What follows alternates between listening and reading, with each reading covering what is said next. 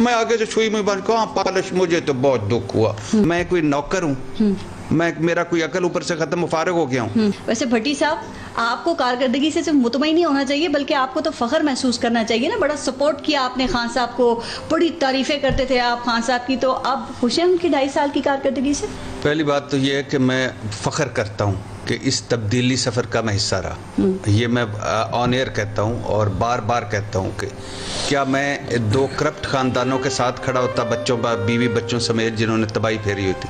क्या एक बंदा जिसको 22 साल से कह रहा था कि मैं निज़ाम बदल दूंगा, मैं इनकलाब ले आऊँगा, मैं प्रोटोकॉल ख़त्म कर दूंगा, मैं फ़लाना कर दूंगा, मैं फ़लाना कर दूंगा, कि उसके साथ नहीं खड़ा होना चाहिए था? क्या जिसने जो गेम में गया तो वर्ल्ड कप जीता, शौकत खानम, नमल, जिसने समाजी का काम, जिसने नहीं, मैं अब सुनते जाइएगा, अपने वहाँ से किया, तो क्या मुझे उसके साथ नहीं खड़ा होना चाहिए?